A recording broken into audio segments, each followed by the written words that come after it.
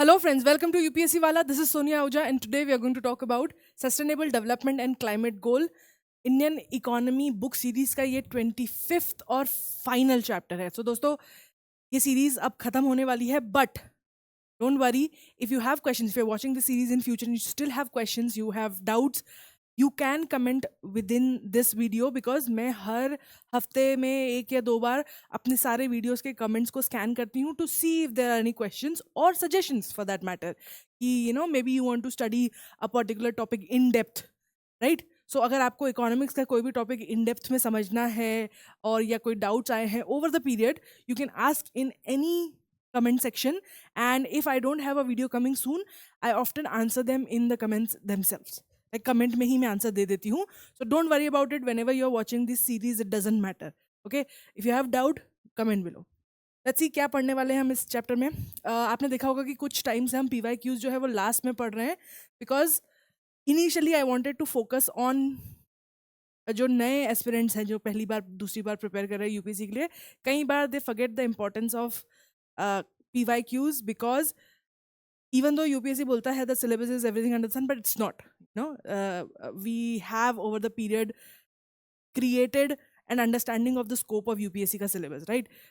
UPSC खुद नहीं देता है कोई syllabus, right? They tend to be very vague about it, and specifically इस reason से हर ऑर्गेनाइजेशन बहुत समय लगाती है, हर टीचर बहुत समय लगाता है कि अपने सब्जेक्ट को का इनकम्पास करने में कि कहाँ कहाँ तक पढ़ाया जाए.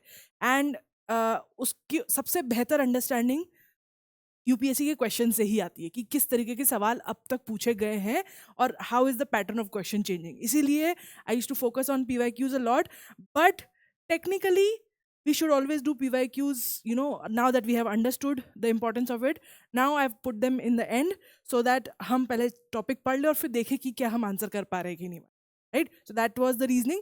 Whether you do it first और लास्ट, बट PYQs को हर टॉपिक के साथ इन्वॉल्व किया करो, उससे आपको बहुत सारी इन्फॉर्मेशन मिलेगी. सबसे पहले we are going to talk about green economy, which is basically going to connect the idea of how does sustainable development and climate comes within the economic aspect.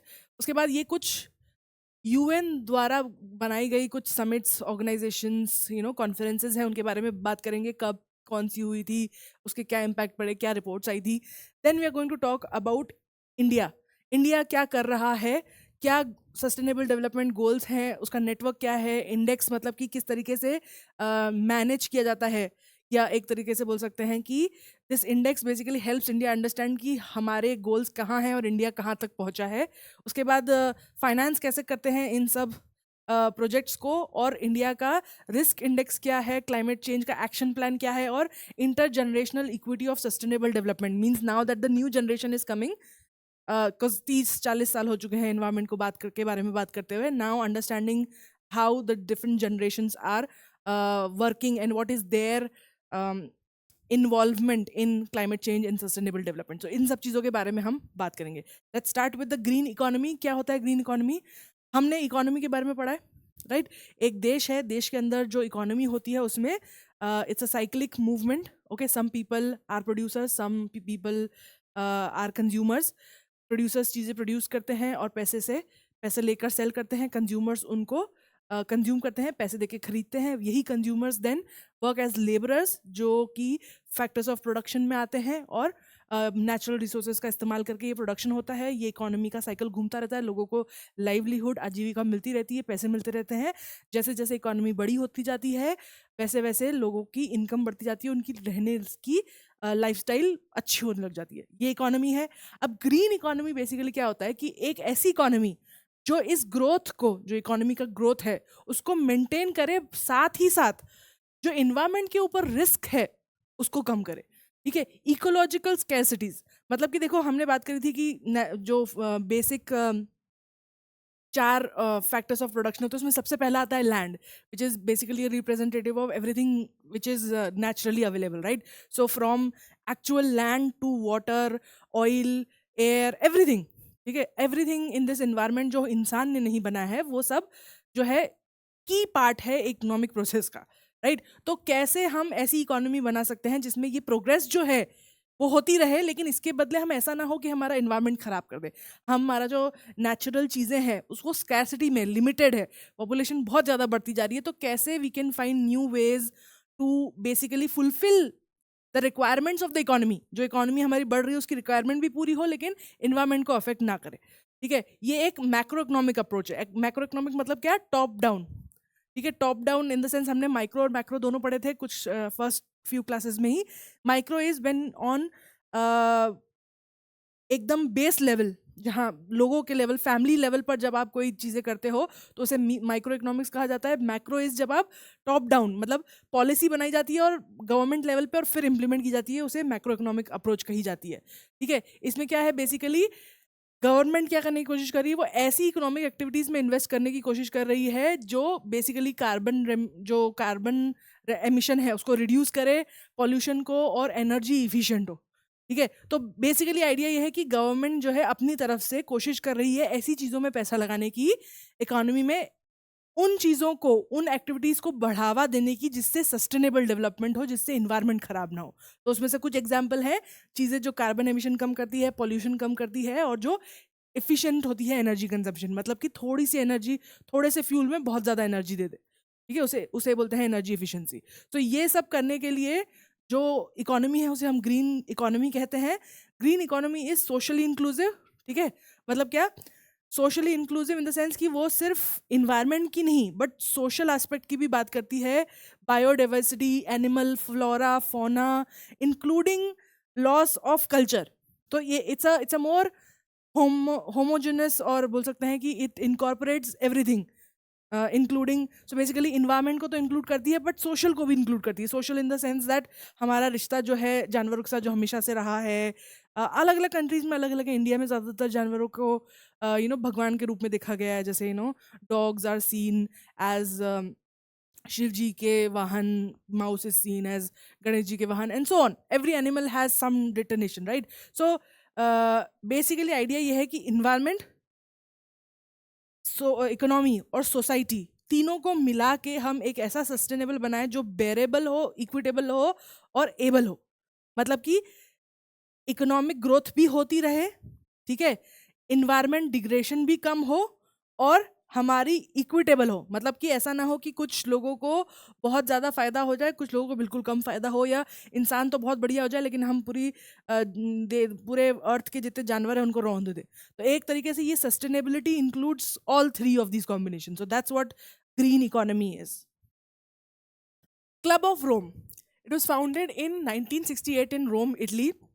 Basically कुछ 100 members थे जो कि notable economist, scientist, businessman, leaders, politicians, philanthropist, basically अपनी अपनी field में जो बहुत ही अच्छे लेवल पे थे, वो 100 लोग मिले, और उन्होंने बेसिकली डिसाइड किया कि we have to talk about, हमें बात करने की ज़रूरत है ऐसी क्राइसिस जो ह्यूमैनिटी फेस कर रही है और कैसे हम इसके लिए सॉल्यूशन कर सकते हैं। क्योंकि देखो 1968 तक हमने 2 वर्ल्ड वॉर देख लिए हैं, 2 डिप्रेशंस देख लिए हैं, एक न्यूक्लियर वॉर देख ली है, and we have also seen how aggressively countries are basically getting together to fight and not giving basically any attention to the environment. तो ये देख लिया हमने कि दुनिया कहाँ जा रही है। तो ये जो लोग थे 100 लोग, इन्होंने डिसाइड किया कि अब हमें ज़रूरत है कि हम जो जो जिस रास्ते पे हम जा रहे हैं वो ह्यूमैनिटी को डुबा देगा, तो हमें वहाँ कुछ ऐसा करने की ज़रूरत है जिससे कि हम उसको, उस डिस्ट्रक्शन को रोक सके।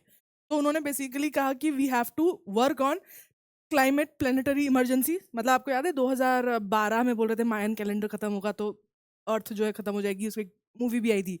दैट काइंड ऑफ इमरजेंसी अगर आती है तो, या एलियंस आ जाते हैं या व्हाटएवर, तो क्या करेंगे, किस तरीके से हम अपनी इकोनॉमीज़ को फिर से जो है रिक्लेम और रिफ्रेम कर सकते हैं। क्योंकि 1968 तक हमने देखा था कि वी सॉ एटलीस्ट यूरोप का पीक एंड देन फॉल देख लिया था।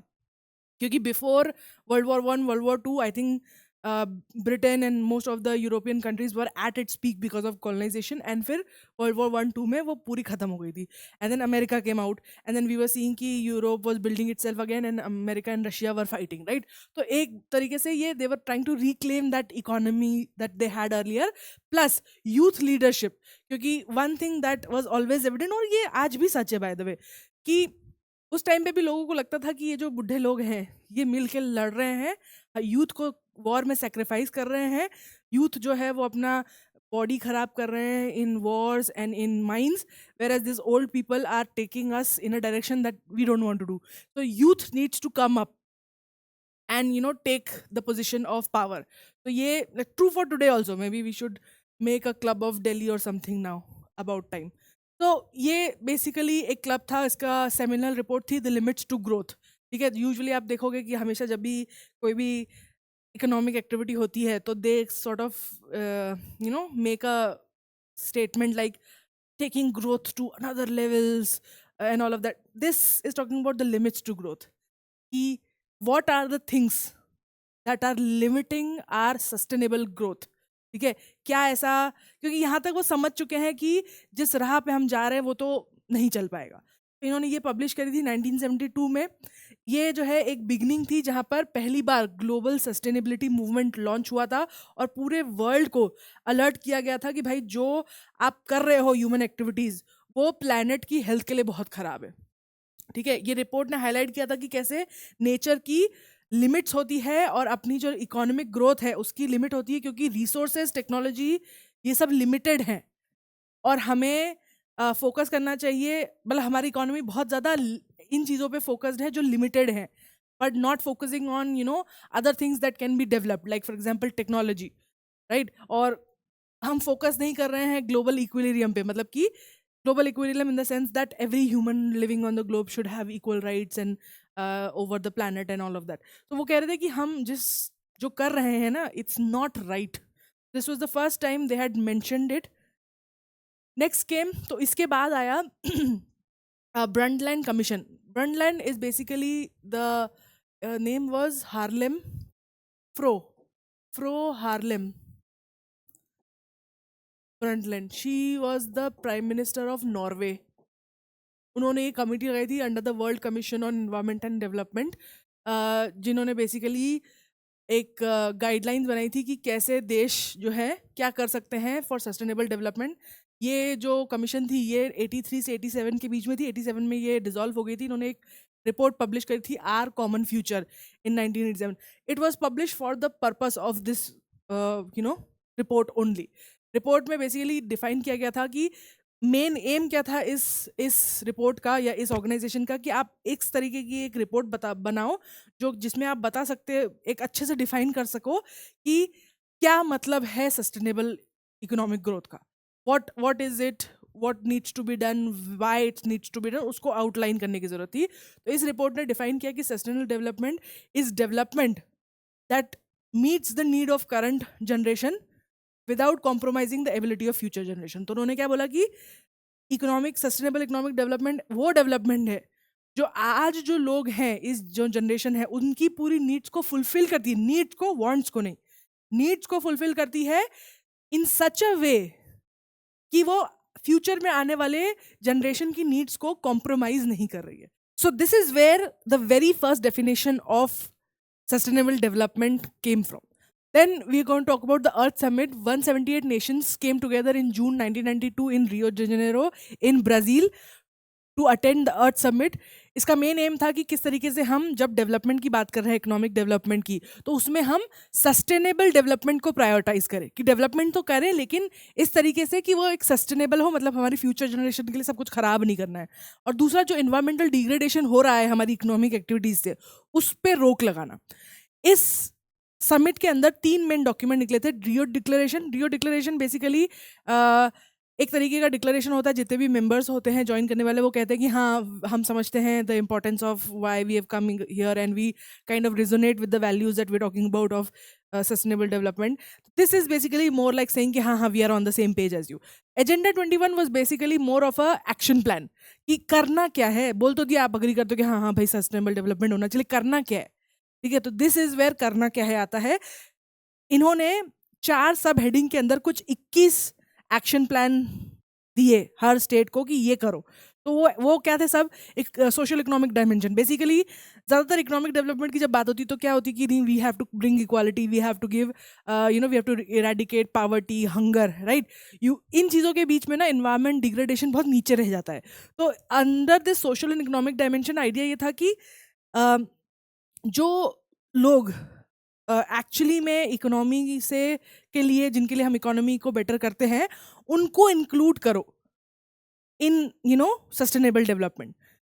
दूसरा, second, conservation and management of resources, कि जो आपके पास रिसोर्सेज हैं, हर देश के पास जो लैंड है, मिनरल्स है, पहाड़ है, नदियां हैं, इसको कंजर्व करने की जिम्मेदारी भी देश की है, और उस देश को उस जिम्मेदारी को अच्छे से लेना चाहिए। तो उसके अंदर के जो प्लान थे वो इसके अंदर थे। थर्ड में थे strengthening role of major groups. ठीक है, बेसिकली क्या था कि अभी तक यूजुअली गवर्नमेंट ही स्पीयर हेड कर रही थी सस्टेनेबल डेवलपमेंट और मैनेजमेंट, पर वो कह रहे हैं कि आपकी कंट्री के अंदर जो अलग अलग ग्रुप्स हैं ना, जैसे for example women, youth, marginalised communities, scholars, her group को आप अलग से उनके हिसाब से सॉर्ट ऑफ उनको फोकस करो, कि उनको इंक्लूड करो इन sustainable development. What can students do, what can teachers do, what can women organisations do for it, उन सब को एक तरीके से एडिशनल एक रोल दिया जाए, इन्वॉल्व किया जाए, क्योंकि सिर्फ देश नहीं कर सकता sustainable development unless everybody else is on the same page. And the fourth one व मीन्स ऑफ इम्प्लीमेंटेशन, कि बेसिकली क्या किस तरीके से करोगे। जैसे you have to have finances, पैसा चाहिए कुछ भी करने के लिए, नई टेक्नोलॉजी चाहिए, उस टेक्नोलॉजी का इम्प्लीमेंटेशन चाहिए लोगों, और वो टेक्नोलॉजी ऐसी होनी चाहिए जो मतलब लोगों की सोशल एस्पेक्ट को ऐसा ना हो कि वो उनकी रिलीजियस और कल्चरल फीलिंग्स को हर्ट करे। समझो, जैसे अब अगर फॉर एग्जांपल हमने देखा कि गंगा में कितना पोल्यूशन हो गया है, तो आप ऐसा कुछ नहीं कर सकते वेयर यू से कि अब यहाँ पे कोई चिता नहीं जलेगी या कोई नहाएगा नहीं। You can't do that, although that would really help to clean the river, but you can't, because so जिस तरीके से इन चीज़ को इम्प्लीमेंट किया जाता है ना, वो बहुत ज़रूरी है कि आपका एम तो समझ में आ गया, but how to navigate it, what to do to actually achieve it, वो उसके लिए एक्शन प्लान जो है इस फोर्थ वाले में दिया था। तो ये 4 मेन जो बोल सकते हैं सब हेडिंग्स थी एजेंडा 21 की। और फॉरेस्ट प्रिंसिपल्स बेसिकली उसमें दिया गया था कि किस तरीके से हर देश अपने कंट्री में टाइप ऑफ फॉरेस्ट और कितना फॉरेस्ट एरिया है उसको नापेगा, और फिर एक तरीके से प्लान बनाएगा कि कैसे हम डेजर्टिफिकेशन या डिफॉरेस्टेशन को रोक सकते हैं, क्योंकि ये उस टाइम पे बहुत बड़ा इशू हो रहा था कि फॉरेस्ट कटते जा रहे थे। उसके और भी एस्पेक्ट हैं, जैसे ट्राइबल लाइफ्स ख़राब होती है उससे, सॉइल इरोजन होता है बिकॉज डिफॉरेस्टेशन। तो बेसिकली फॉरेस्ट प्रिंसिपल्स में एक तरीके से हर देश को एक प्लान बनाना था कि how are they going to make sure कि अगर रीप्लांटेशन हो रहा है in forest, how can they make sure that it recovers. क्योंकि इन्वायरमेंट के साथ यही चीज़ है ना कि आप ले सकते हो इन्वायरमेंट से आपको जो लेना है, लेकिन you have to make sure कि you are not taking beyond what the land can reoccur। अब काटते जाओगे तो खत्म हो जाएगा, but if you keep it in a sustainable way, ठीक है, वापस उसको जो लैंड से उठा दिया वहाँ पे दोबारा पौधे लगाओ ना। तो वो सब जो है डिफॉरेस्टेशन उस टाइम का बहुत बड़ा इशू था। Another big issue during that time was ozone layer depletion. तो ये दोनों जो थे उसके अंदर बात की गई थी कि हाउ टू मैनेज दैट। ये सब जो डॉक्यूमेंट्स हैं ये आर नॉट लीगली बाइंडिंग, ये सब बेसिकली एक तरीके से सजेशन थे। What was legally binding with in earth summit was these 3। सारी कंट्रीज ने ये बाइंडिंग एग्रीमेंट साइन किया था of these 3 organisation: convention on biological diversity, United Nations framework on convention of climate change and United Nations convention on combat of desertification. ठीक है, ये जो थे ये सजेशंस थे, ये मेन ऑर्गेनाइजेशन थी जिनके साथ लीगली बाइंडिंग हुए थे ये नेशंस जिन्होंने अर्थ समिट में पार्टिसिपेट किया था। देन उसके बाद हुई 2000 में मिलेनियल समिट। ये कहाँ पे हुई थी? न्यूयॉर्क में। इसका रोल ये था कि यूनाइटेड नेशंस को 21वीं, अब this was by the way end of a millennial, right, 1990s खत्म हो रहे थे और 21st सेंचुरी स्टार्ट हो रही थी, 20th सेंचुरी खत्म हो रही थी। तो 21वीं सदी में यूनाइटेड नेशंस का क्या रोल रहेंगे उसको डिस्कस करने के लिए ये कॉन्फ्रेंस हुई थी। इसमें जितने भी लीडर्स थे वो मिले थे। उन्होंने डिक्लेयर किया था कि जो मेन एम है यूनाइटेड नेशंस का वो है कि सबसे पहले गरीबी हटानी है, भूख हटानी है, हंगर, पावर्टी, डिजीजेस, इलिटरेसी और जितना इन्वायरमेंटल डिग्रेडेशन हो रहा है और वुमेन के अगेंस्ट जो डिस्क्रिमिनेशन हो रहा है, इन सबको हटाना है। ये एक तरीके से 6 मेन काम थे यूएन के कि यहाँ पे हम फोकस करेंगे। तो उसमें से one of them was this environmental degradation. Millennial development goals, तो बेसिकली इसी मीटिंग में जब यूएन की 198 कंट्रीज मिली थी तो उन्होंने ये गोल्स आउटलाइन करे थे। आइडिया ये था, 8 टोटल गोल्स थे, उसके बारे में हम बात करेंगे, और ये टाइम बाउंड थे। मतलब कि देशों ने एक्सेप्ट किया था कि एक फिक्स समय तक, विच इज 2015 तक, each country had to reach a certain level of that goal that they had promised. ठीक है, तो वो क्या 8 गोल्स थे? Eradicate extreme poverty and hunger, एक level of universal primary education पहुंचना है, जेंडर इक्वालिटी हो, women empowerment, child mortality improve, maternal health, combat HIV, AIDS, malaria and other diseases, ensure environmental sustainability and develop global partnership for development. तो ये 8 जो goals थे, इनको 2015 तक हर state ने अपने अपने हिसाब से कहाँ तक पहुँचना है उसका एक प्रॉमिस सॉर्ट ऑफ था. तो उसकी जब रिपोर्ट आई सबसे पहली लेटेस्ट, उसमें क्या देखा गया था कि सिंस 1990s जो पीपल हैं, लोग हैं जो एक्सट्रीम पॉवर्टी में रह रहे हैं, वो आधे हो चुके हैं कंपेयर टू. तो the final report says this is the, एक तरीके से रिपोर्ट कार्ड मान लो कि ये फाइनल कर लिया उन लोगों ने 2000 में. उसके बाद रिपोर्ट में क्या आया जब ये फाइनलाइज हुआ 2015 के बाद, उसके बाद उन्होंने देखा कि जितने अंडर नरिश या माल नरिश लोग हैं वो भी आधे हो चुके हैं, स्पेशली डेवलपिंग कंट्रीज में. और प्राइमरी लेवल एजुकेशन में एनरोलमेंट जो है वो 91% जा चुका है. एंड पिछले विच इज़ बेसिकली इंक्रीज, पिछले 15 सालों में इवन जो विमेन इनरोलमेंट है in primary sector, girls enrolment, वो भी इंक्रीज हुआ है. So this is basically what they have achieved, what they are saying कि अराउंड द वर्ल्ड. तो definitely they didn't eradicate per se, but definitely did work towards it. तो उनके गोल ऐसे 100% achieve तो नहीं हुए, तो बट लेकिन उसकी डायरेक्शन में तो आगे बढ़े कम से कम. रियो +20 United Nations conference on sustainable development, जिसको UNCSC या रियो 20 भी कहा जाता है, ये ब्राजील में हुई थी, रियो डी जेनेरो में, जून 2012 में. मेन एम इसका ये था to revitalise the political commitment. देखो अभी तक जो भी इन्वायरमेंटल इकोनॉमिक डेवलपमेंट के ऊपर बातें कर रही थी, सारी गवर्नमेंट डेलीगेट्स आ रहे थे, साइन कर रहे थे, बात कर रहे थे, और सरकार पर्दे के पीछे it was trying to work on these matters. What they wanted was, एक तो कोई भी लीगल डॉक्यूमेंट साइन नहीं करा था किसी देश ने. ठीक है, सब बोल रहे थे हाँ हाँ हाँ हाँ हम करेंगे. पर प्रॉब्लम ये है ना कि अगर भरोसा नहीं है ना एक दूसरे पर. एग्जाम्पल US बोल रहा है कि हाँ, इंडिया भी बोल रहा है हाँ, चाइना भी बोल रहा है, लेकिन इंडिया और चाइना को पता है ना कि एक वॉर टाइप चल रही है, कौन सबसे बड़ी इकोनॉमी बनेगा. तो ऐसे में हाउ डू वी बिलीव कि चाइना एक्चुअली कर रहा है, और हमें जब नहीं पता है कि चाइना एक्चुअली कर रहा है तो हम पीछे कैसे रह जाए, तो हम भला करने के चक्कर में पीछे रह जाए. तो वहाँ पे बात हुई थी कि भाई हमें है ना पॉलिटिकल कमिटमेंट चाहिए कंट्रीज से कि वो एक्चुअली इस पर काम करेंगे. तो अदरवाइज सब मुंह पे तो हाँ बोलते हैं, पर घर पे जाके no one really cares, because they all want to do whatever is part of their national interest. तो वहाँ पे बात हुई थी कि किस तरीके से we can bring it into that, और not only just development, sustainable development, but उसके अदर डायमेंशन ऑल्सो, कि भाई इकोनॉमिक ग्रोथ भी होगी, साथ में सोशल इंप्रूवमेंट भी होगा. क्योंकि कई सारी कंट्रीज में हमने देखा गया था कि अमीरों और गरीबों के बीच में जो ये गैप है ये बढ़ता जा रहा था. तो वहाँ सोशल इंप्रूवमेंट और प्लस प्रोटेक्शन की भी ज़रूरत थी इन्वायरमेंट को. कहीं कहीं जगह पे ऐसा था जैसे for example there were animals that were getting into dangerous zone. Country specially जो बहुत ज़्यादा जल्दी डेवलपमेंट करना चाहती थी, वो बहुत अब्यूज़ कर रही थी अपने इन्वायरमेंट को. तो एक ग्लोबल लेवल पर पॉलिटिकल कमिटमेंट लाने के लिए ये समिट हुई थी. The conference focused on green economy in the context of sustainable development, poverty eradication, and establishing a framework for sustainable development. ये more important है. Institute framework of sustainable development, एक तरीके से बोलना कि आप एक होता है प्रॉमिस करना कि ठीक है नहीं पक्का पक्का मैं काम कर लूँगा, और दूसरा होता है कि लिखित में देना कि मैं ये काम एक्सेप्ट कर रहा हूँ और इस समय तक, इस डेट तक इसको करके दूंगा, और अगर मैं नहीं करके दिया तो इसके बदले मुझे ये पेनल्टी देनी पड़ेगी.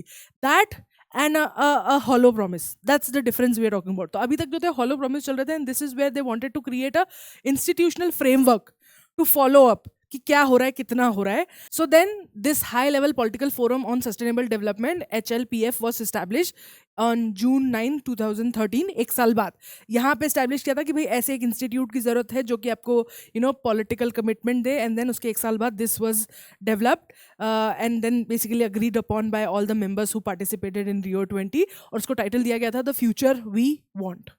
Next is sustainable development solution network. अब हमने बात तो कर ली कि सस्टेनेबल डेवलपमेंट क्यों ज़रूरी है, पॉलिटिकल कमिटमेंट भी ले गए, लेकिन एक नेटवर्क बनाने की ज़रूरत थी जो एक्चुअली सॉल्यूशन देगा प्रॉब्लम्स की. ठीक है, तो ये 2012 में एस्टेब्लिश हुआ था, again at the same time as the earlier one. इसका ये काम था कि कैसे हम साइंटिफिक और टेक्नोलॉजी एक्सपर्टीज़, जो साइंटिस्ट हैं और जो टेक्नोलॉजी में एक्सपर्ट्स हैं, उनको एक साथ लेके आया जाए ताकि वो हमें सॉल्यूशन दे सके कि किस तरीके से प्रैक्टिकल सॉल्यूशन। कि बोल तो लिया कि हाँ डिफॉरेस्टेशन रोकना है, but at the end of the day लकड़ी भी तो चाहिए ना, इकोनॉमी चलती है उससे। सडनली फॉरेस्ट काटना थोड़ा ना बंद कर दोगे। एक इकोनॉमी को आगे बढ़ने के लिए कोल चाहिए, कोल जहाँ पे है वहाँ के उसके ऊपर फॉरेस्ट है, ठीक है, तो फॉरेस्ट काटना पड़ेगा क्योंकि कोल चाहिए, एनर्जी चाहिए, लोगों के पास इलेक्ट्रिसिटी नहीं है, आगे डेवलपमेंट कैसे होगा, राइट। सो आइडिया ये था कि जो हमारी साइंटिफिक और टेक्नोलॉजिकल एक्सपर्टीज़ है अराउंड द वर्ल्ड, उनको इन्वॉल्व किया जाए और उनसे बोला जाए कि भाई प्रैक्टिकल सॉल्यूशन बताओ कि कैसे हम अपनी कोल पर डिपेंडेंसी कम करें ताकि हमें वो फॉरेस्ट को काटना ना पड़े उस कोल को निकालने के लिए। तो इसलिए हमको डिफरेंट फॉर्म ऑफ एनर्जी लेके आओ, ठीक है। So that this where this solution network was. The support is implemented of the sustainable development goal at the Paris climate agreements के बारे में हम आगे पढ़ेंगे। पेरिस क्लाइमेट एग्रीमेंट क्या हुआ था। वर्ल्ड हैप्पीनेस रिपोर्ट जो है वो यही ऑर्गेनाइजेशन करती है, ठीक है। तो हमने अभी तक वो वर्ल्ड हैप्पीनेस रिपोर्ट अगर आपने देखी हो तो अभी तक एक देश कितनी प्रगति कर रहा है उसका रिपोर्ट, उस कितना पैसा कमा रहा है उससे आती थी। But then with sustainable development came the idea that we need to talk about कि लोग कितनी अच्छी ज़िंदगी जी रहे हैं, कितनी खुशी है उनकी लाइफ में, right. So that's where the sustainable happiness report came and that is done by that group. Sustainable development goals जो हैं ये अडॉप्ट किए थे मार्च सारे मेंबर्स ने इन 2015 एंड द एम वाज कि तो पावर्टी एंड करनी है, प्लैनेट को प्रोटेक्ट करना है और पीस और प्रॉस्पेरिटी बढ़ानी है बाय 2030, ठीक है। अब देख लिया 2015 तक के हमने देख लिया कि करने की उन्होंने मिलेनियल गोल्स करे थे, कहाँ पहुंचे, तो दिस इज आगे। अब आपको समझना होगा कि every new thing that we are talking about, तो वो है ना कमिट करते हैं कि भाई ये हुई कॉन्फ्रेंस, तो उसके 10 साल के लिए गोल बनाते हैं। अब 10 साल खत्म हो गए उसके बाद क्या, तो यहाँ पे वो री इन्फोसाइज करते हैं कि ओके कितना हमने हासिल किया, कितना नहीं किया, क्या चेंजेस लाए जा सकते हैं। फिर नई कॉन्फ्रेंस होती है, फिर वो अगले 10-15 साल के लिए चलती है। So now this was establish in 2015 for next 15 years till 2030। इसमें 17 सस्टेनेबल डेवलपमेंट गोल को इंटीग्रेट करना था जिससे कि एक balance socio economic and environmental sustainability आ सके। इसमें रिकॉग्नाइज किया गया need for localise modification. Basically अभी तक हमने देखा था शुरू में कि सस्टेनेबल डेवलपमेंट जो है वो मैक्रो इकोनॉमिक एफर्ट है, मतलब बॉट ऊपर से नीचे आती है। पहले सरकार अग्री करती है, सरकार प्लान करती है, पॉलिसीज बनाती है और फिर उन पॉलिसीज को इम्प्लीमेंट किया जाता है। This is where they realize कि नहीं, हम जो अभी तक ये अप्रोच चालू कर रहे थे, अप्लाई कर रहे थे, ये सही नहीं है। हमको ज़रूरत है कि हम लोकलाइज मॉडिफिकेशन करें, मतलब कि हर एरिया में अपनी अपनी प्रॉब्लम्स है और अपनी अपनी उसके सॉल्यूशन होने चाहिए। तो जो पॉलिसी सेंट्रल लेवल पे बन रही है वो ग्राउंड लेवल पर पहुंच के एप्लीकेबल नहीं हो पाती है, क्योंकि एक सिंपल सी बात है ना, यहाँ पे आप एसी रूम में बैठ के वहाँ पे बना रहे हो कि अरे कोल मत जलाओ, फॉरेस्ट मत काटो, and when you are at the ground, try telling to the people who are working really hard to actually get that wood to eat food, for them it's not something very good। तो idea ये था कि हम किस तरीके से local level पर efforts बनाएं, प्लान्स बनाएं for better sustainable development. In India NITI Aayog monitors the progress of SDGs। India बहुत अच्छे से मॉनिटर करती है इसको, और इसका पूरा जो काम है वो नीति आयोग को दिया गया है। Haryana became the first state to have a annual budget focused on attainment of SDGs। तो ठीक है, हरियाणा में वाज द फर्स्ट स्टेट जिसने पहली बार एक फंड अपने बजट में इस्टेब्लिश किया था जो सस्टेनेबल डेवलपमेंट गोल्स को पूरा करने में लगाया गया था। और क्या है वो 15-17 goal? No poverty, zero hunger, good health and wellbeing, quality education, gender equality, clean water and sanitation, responsible consumption and production, मतलब वेस्ट ना हो चीज़ें, जितना जितना चाहिए उतना बनाओ। Sustainable cities, reduce inequalities, industry, innovation and infrastructure, decent work and economic growth, affordable clean energy, climate action, life below water, life on land, basically flora fauna of the world in water as well as on land, peace, justice and other strong institutions, partnership with other partnership for the goals, दूसरी countries के साथ partner करना। तो ये जो थे basically उन्होंने एक 17 गोल करे थे जो कि जिसपे हर देश को काम करना है। पेरिस अग्रीमेंट जो था, इसको क्लाइमेट अकॉर्ड बोलते हैं, जिसके बारे में अभी just we were talking about it. So this was adopted, it was an international treaty on climate change adopted in 2015. इसका मेन एम क्या था कि क्लाइमेट चेंज के को मिटिगेट करना है और फाइनेंस करना है, और उसको क्लाइमेट चेंज के जो एक्शंस है उसको अडॉप्ट करना है. 196 पार्टीज आई थी इसमें. UNSCC, United Nations climate change conference हुई थी, उसमें नेगोशिएट हुआ था. ये 3 कंट्रीज़ हैं जिन्होंने इसको साइन नहीं किया है, और ये 3 कंट्रीज़ हैं जिन्होंने साइन किया है पर रैटिफाई नहीं किया है. ठीक है. US ने 2020 में अंडर डोनाल्ड ट्रंप विड्रॉ किया था पेरिस अग्रीमेंट से, पर बाद में they rejoined it. So this is the Paris agreement that happened in 2015. अब next is green climate fund. अब इस सब के लिए पैसा कहाँ से आएगा? उसके लिए कॉप कॉन्फ्रेंसेज होती, जो आज आप सुनो ना, अभी COP26 हुई थी इंडिया में. सो COP is basically conference of parties of United Nations Climate Change Conference, and they meet basically to create this green climate fund. Idea ये है कि हर देश जो भी इन्वायरमेंटल सस्टेनेबिलिटी के लिए काम करता है ना, उसकी सबसे बड़ी अड़चन यही होती है कि एक देश की गवर्नमेंट का मेन काम होता है, मेन रिस्पॉन्सिबिलिटी उसके लोग. ठीक है. तो कई बार गवर्नमेंट्स को ऐसी एक्शन लेने में बहुत प्रॉब्लम होती है जिससे कि लोग की ज़िंदगी ख़राब होती है. फॉर एग्जांपल, आपने बोला कि हमें पावर चाहिए, डिफॉरेस्टेशन रोकना है क्योंकि कोल नहीं निकालना है, कोल की जगह अल्टरनेट चाहिए. तो आपने बोला ठीक है, क्या करो, हाइड्रो पावर बनाओ, डैम्स बनाओ. लेकिन डैम्स बनाने में भी तो लोगों को तकलीफ होती है, राइट? तो एक तरीके से it has a lot of social cost as well as a lot of financial cost. So the idea behind these conferences is कि जो डेवलप्ड नेशन है और जो डेवलपिंग नेशन है और जो अंडर डेवलप्ड नेशन है, तीनों अपनी अपनी तरफ से किस तरीके से प्रोग्रेस करते हैं. क्योंकि अगर आप एक्सपेक्ट करो कि एक कंट्री लाइक इंडिया और या फिर Brazil would be able to do the same way, same actions like a country in Europe और से north America, it's not possible. वो बहुत ज़्यादा रिच है, उनके पास इतना पैसा है कि वो डैम्स लगा सकते हैं. बट इन कंट्रीज़ के पास इतना पैसा नहीं है. They are still kind of fighting other demons like poverty, hunger, gender issues and all of that. तो आइडिया इन कॉप कॉन्फ्रेंसेस का ये होता है कि एक तरीके से किस तरीके से फाइनेंस किया जा सके अगर उन कंट्रीज़ में क्योंकि देखो, फ़ायदा किसका हो वो छोड़ो, लेकिन नुकसान इन्वायरमेंट का सबके लिए होता है. अगर प्लैनेट ख़राब हो रहा है तो वो US के लिए भी हो रहा है, इंडिया के लिए भी हो रहा है, और से लिबिया के लिए भी हो रहा है. इट डजेंट मैटर किसके लिए ख़राब हो रहा है, हम सब के लिए ख़राब हो रहा है. तो अब यहाँ पे आइडिया ये आता है कि जो कंट्रीज़ रिच है उनकी ज़्यादा रिस्पॉन्सिबिलिटीज़ है. तो एक तरीके से what they do is they come together to give technology. And तो टेक्नोलॉजी जो डेवलप होती है US में या यूरोप में, उसको प्लस फाइनेंसेस के साथ में इन कंट्रीज़ में लाया जाता है, डेवलपिंग और अंडर डेवलप कंट्रीज़ में, so as to help them come to the same level. So उसके लिए कॉप कॉन्फ्रेंसेज होती है. COP16 वॉज हेल्ड इन कैनकून इन 2010. इसमें ग्रीन क्लाइमेट फंड स्टैब्लिश किया गया था under this UNFCCC framework. The fund is govern by GCF board, and it is intended to mobilize climate finance for investing in low emission and climate resistant development. Basically सारी countries जो मिलती हैं इसमें वो पैसा देती है, और वो पैसा जाता है इस फंड में. और इस फंड का मेन एम क्या है कि ऐसी टेक्नोलॉजी को डेवलप किया जाए और पूरे वर्ल्ड में फैलाया जाए जो कि कम एमिशन करती हो या कम रिसोर्सेज यूज़ करती हो.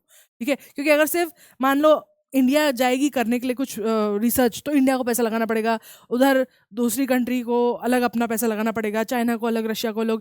ऐसे में प्रॉब्लम क्या होती है ना, सब कंट्रीज़ के पास इतना बजट नहीं है. तो इसलिए उन्होंने बोला है कि एक काम करते हैं, instead of putting a burden on one country, let's create this fund, और इस फंड का इस्तेमाल करते हैं इंटरनेशनल लेवल पर टू क्रिएट सच एनर्जी. सो सारे लोग ये टेक्नोलॉजी को यूज़ कर सकते हैं. और उससे एक फ़ायदा ये भी होता है कि कंट्रीज़ अपने अपने इकोनॉमिक डेवलपमेंट या इकोनॉमिक बल, कितना पैसा है, कितना रिच है एक देश, उस हिसाब से कंट्रीब्यूट करती है. तो ऐसा नहीं है कि रशिया और US and India and Brazil and Libya all have to give the same money.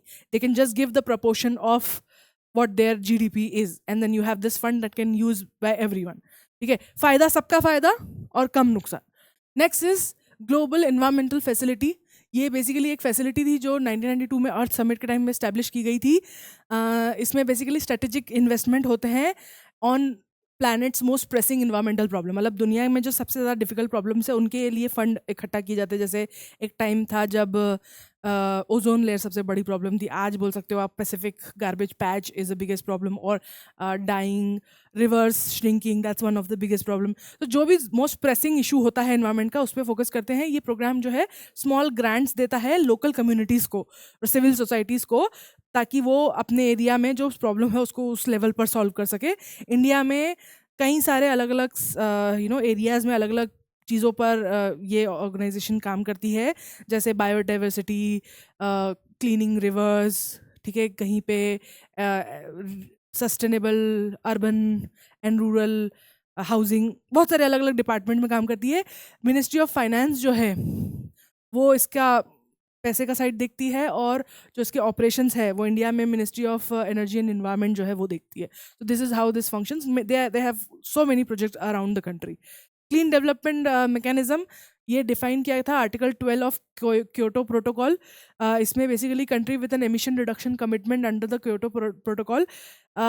Kyoto Protocol was basically, it's again a meeting of UNCCC that happened in Kyoto, Japan, and idea was कि अब हर बार ना जब ये लोग मिलते हैं तो एक नई प्रॉब्लम को लेकर सॉल्व करते हैं। एंड प्रॉब्लम ये था, जो सबसे बड़ा इस टाइम पे उठाया गया था, कि हर देश का, अब आप एक्सपेक्ट नहीं कर सकते एक देश जिसमें सिविल वॉर चल रही हो to allocate money for sustainable development, ठीक है। तो प्रॉब्लम इससे क्या होती है कि अगर सब लोग अपने अपने इंटरनल इश्यूज पे फोकस करने लगेंगे तो देन या फिर हर कंट्री की अपनी अपनी एक प्रॉब्लम्स है ना, तो उस पर फोकस करने के बजाय इंटरनेशनल चीज़ों पर कैसे फोकस कर सकते हैं। जैसे आपको स्कूल में अपने ग्रुप प्रोजेक्ट्स याद है कि यूजुअली 4-5 बच्चे होते थे, 1-2 तो सीरियस होते थे, बाकी 3-4 वर लाइक समवेयर एल्स। तो ऐसी सिचुएशन में प्रोजेक्ट्स अच्छे से नहीं होते थे, right. We used to lose a lot of thing. अब ऐसे में जब हम इन्वायरमेंट की बात कर रहे हैं, धरती की बात कर रहे हैं, we can't afford to loose.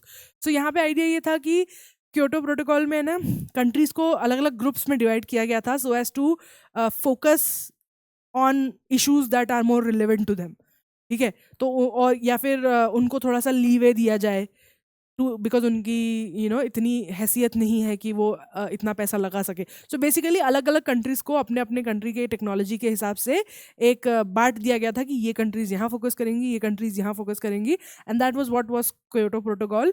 इसमें बेसिकली इमिशन रिडक्शन, जब एनर्जी का इस्तेमाल होता है तो उसमें जो इमिशन होता है, CFCs, carbon dioxide, all that, उसके रिडक्शन के लिए प्रोग्राम्स बनाने थे डेवलपिंग कंट्रीज़ में। The project can generate tradeable certified emission reduction programme credit. ये I have personally, this is again my opinion, but one of the most weird things that have happened in environmental sustainability development programs around the world. इन्होंने basically क्या किया कि, let me explain to you. You know how how अगर आप red light cross करते हो तो आपको चालान आता है, right? And चालान क्यों आता है? Because it's illegal. You have to follow traffic rules. If you don't follow, then it's something you've done bad and you have to pay a fine, right? अब क्या होता है when people get too rich ना, it's no more illegal. It just costs money, ठीक है। गलत जगह पे पार्किंग करना का fine is just money for them because they have a lot of money, and these small parking tickets are very chiller for them. वो कहते हैं कि this is sort of like premium service का पैसा लग रहा है, like that. So what this is basically her industry को अपने सस्टेनेबल बनाना है, अपने को जीरो कार्बन एमिशन बनाना है। तो वो क्या करते हैं कि जीरो कार्बन एमिशन करने के लिए, मान लो आप जो एक्टिविटी कर रहे हो साल भर में, वो उसमें X कार्बन एमिशन हो रहे हैं, ठीक है, what ever crore carbon emission हो रहा है, right. What you can do is, जो दूसरी कंपनीज है जिनका नेगेटिव में है कार्बन एमिशन, उनको पैसा दे के और उनसे ये नेगेटिव कार्बन खरीद लो और फिर अपने आप को जीरो कर लो। ओके, सो अब कुछ काम ऐसे होते हैं, जैसे आयरन और स्टील की कंपनी है तो उसका जले का सामान जलेगा, लेकिन एनर्जी यूज होगा, उसमें कुछ नहीं कर सकते, राइट। तो to help these companies run without putting too much pressure on them, they created this credit sort of unit, and you can basically exchange and कि 1 ton of CO2 का कितना पैसा रहता है और वो तुम दूसरों को दे दो और अपने टारगेट प्रूव कर लो, ठीक है। मतलब कि मुझे पता है कि अगर मैं पूरे महीने में अगर प्रॉपर पार्किंग में पैसे लगा जाऊं तो मुझे 1000 रुपये की पार्किंग देनी पड़ेगी, लेकिन मैं मुझे कभी भी पार्किंग का चालान नहीं देना पड़ेगा। बट अगर मैं हर रोज़ गलत पार्किंग में लगाऊं और मैं हर रोज़ 2,000 रुपये चालान दूँ, तो इंस्टेड मैं काउंट कर लेता हूँ कि मुझे पूरे महीने में गलत पार्किंग करने में कितने पैसे लगेंगे, और मैं उतने पैसे पहले से ही रख लूँ अलग। That's what this is. So आप अपना काम नहीं चेंज कर रहे हो, you are not taking up new energy, new technology to solve the problem. No, no, no, no, no, no. You're still doing the same thing, you're just selling it. So that's what this is. I personally do not find it, I mean, I understand why they do it, but I don't find it very efficient. Adaptation fund as the name suggest कि जब आप कोई नई technology को adopt करते हो तो आपको फंड लगता है, तो ये भी क्योटो प्रोटोकॉल के अंदर सेटअप हुआ था जब ये COP7 हुआ था मर्रकेश मोरक्को में। एम ये था कि डेवलपिंग कंट्रीज़ में क्लाइमेट चेंज को अडेप्ट करने वाले प्रोजेक्ट्स को फाइनेंस किया जाए। गवर्नमेंट्स और प्राइवेट डोनर्स मिलकर एक ये सर्टिफाइड एमिशन रिडक्शन इशू करते हैं, और इसको क्लीन डेवलपमेंट मैकेनिज्म के अंदर, प्रोजेक्ट के अंदर इशू किया जाता है।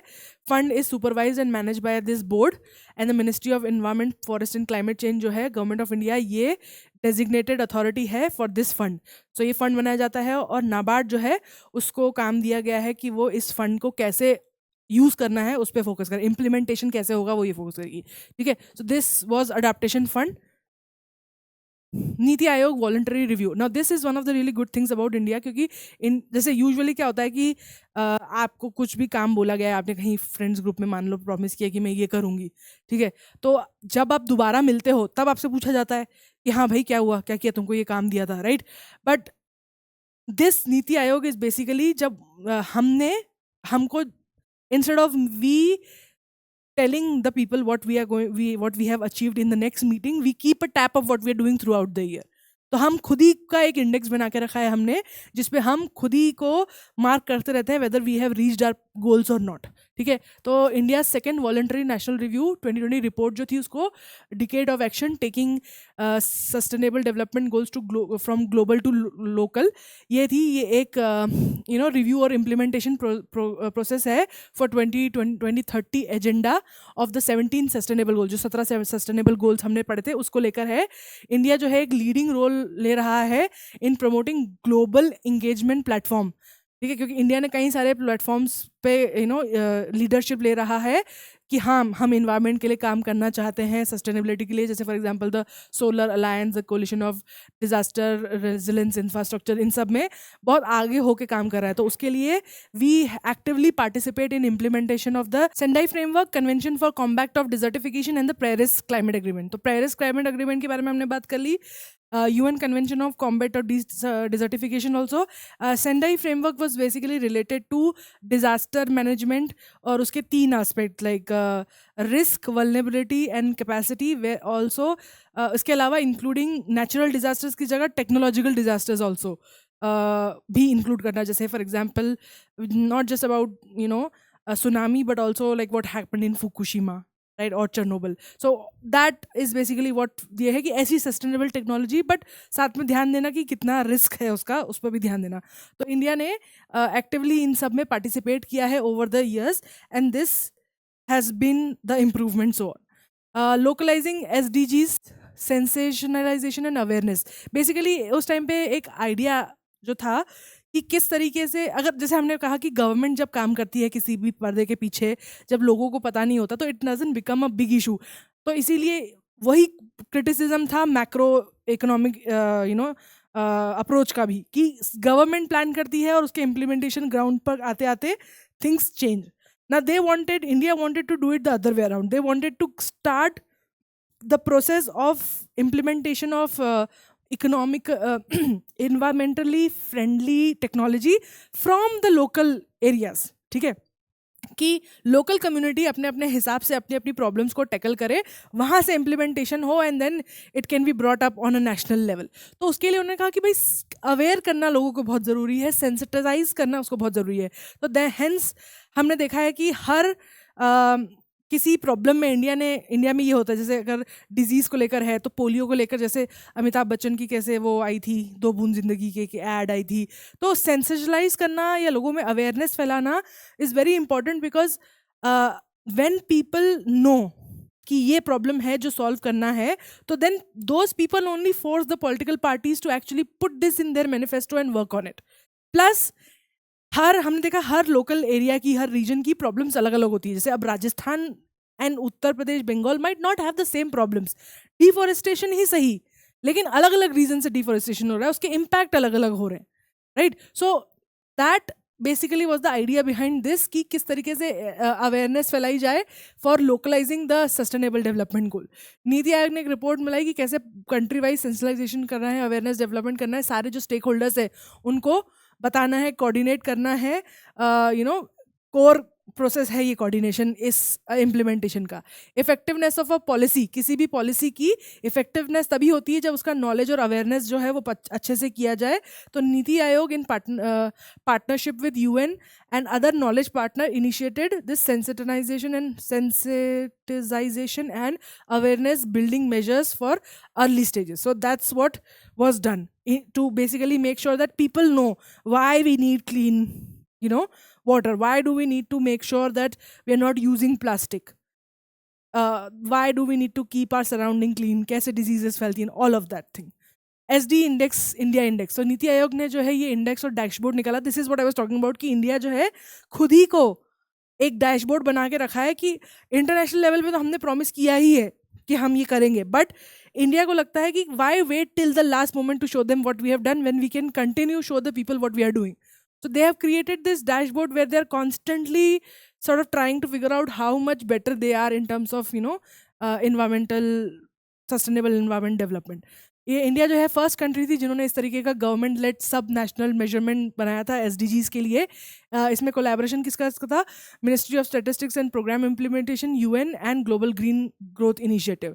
ये इंडेक्स जो है ये सारे स्टेट्स की प्रोग्रेस और यूनियन टेरिटरीज की प्रोग्रेस देखता है. उन्होंने 10 इंडिकेटर्स निकाले हैं, ठीक है, ऑफ बेसिकली जो मिनिस्ट्री ऑफ स्टैटिस्टिक्स और प्रोग्राम इम्प्लीमेंटेशन है इसके हिसाब से उन्होंने एक इंडिकेटर्स फ्रेमवर्क बनाया है जिसमें 100 इंडिकेटर्स लगाए हैं कि क्या वहाँ पे पानी कितना साफ है, एजुकेशन लेवल के सारे इंडिकेटर्स जो एक बताता है कि सस्टेनेबल डेवलपमेंट हो रहा है. और उसके बेसिस पे उन्होंने बेसिकली स्टेट्स को कम्पीट करने के लिए कहा है. मतलब कम्पीट करने, ऑलमोस्ट कम्पीट करने नहीं, बट हल्का हल्का कॉम्पिटिशन प्रोड्यूस करने के लिए उनको एक लिस्ट पे डाल दिया है. तो इंडिया का स्कोर है 66 out of the 100. And you can see Kerala, Tamil Nadu, Himachal, Andhra Pradesh, Uttarakhand, Goa, Karnataka, these are the top ones. Union territories में Daman and Diu and Dadra and Nagar is the only one in yellow. Yellow means a performer, means they are performing, which also means that they are less than 65. Okay, green are basically those who are above average. Okay, and achiever is basically someone who has done amazing. तो ऐसा तो कोई भी नहीं है, blue में तो कोई भी नहीं है. बट एस्पिरेंट मतलब बहुत पुरानी, बहुत खतरनाक स्टेज पर भी कोई नहीं है. So we are somewhere in the performer and front runner. And who are the least one? Bihar, Jharkhand, Assam, Uttar Pradesh, Arunachal Pradesh, Meghalaya, Rajasthan, Nagaland. So these are the one which are low at this stage. This is basically how they manage. This is what we know as Sustainable Development Goal India Index, and this is the data from 2021.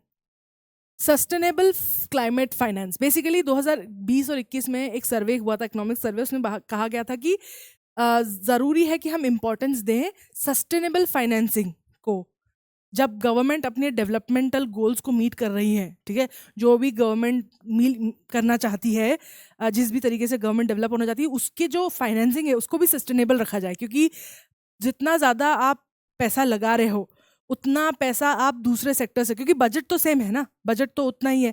If you are putting more money in army, that means you have to take it out from somewhere else.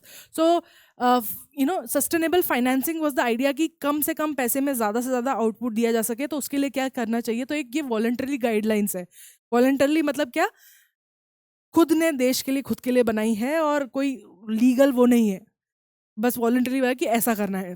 ये 2015 में finalise हुई थी. इसमें basically क्या करा था कि हर sector के हिसाब से इंटरनेशनल और नेशनल लेवल पर जो भी बेस्ट प्रैक्टिसेस हैं फाइनेंशियल सेक्टर में उसको फॉलो किया जाए. लाइक फॉर एग्जांपल, अगर micro loans are working in one region, जैसे तो वही चीज़ को फॉलो किया जाए इंडिया में भी. अगर आपको देख रहे हो कि चाइना ने कोई पॉलिसी इंप्लीमेंट करी है और उसका बहुत पॉजिटिव इम्पैक्ट दिख रहा है, कोई भी फाइनेंशियल पॉलिसी, कि वो किस एरिया में अपना पैसा फोकस करी, तो उसको इंडिया में भी लेके आया जाए. इंडिया में भी उसको ट्रायल की जाए टू सी कि हम कम से कम पैसे में ज़्यादा से ज़्यादा इम्पैक्ट वाली टेक्नोलॉजी सस्टेनेबल डेवलपमेंट के लिए लेके आए.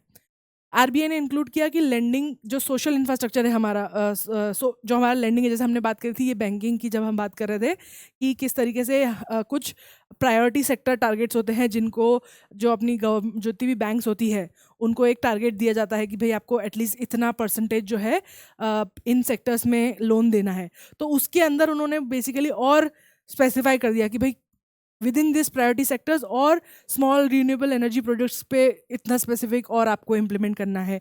Voluntary guidelines on corporate social responsibility की, मतलब जो CSR है, विच इज़ बेसिकली जो कॉर्पोरेट्स हैं उनको हर साल आई थिंक कुछ पैसा अपने प्रॉफिट का देना पड़ता है as a social responsibility, and whom they give it to।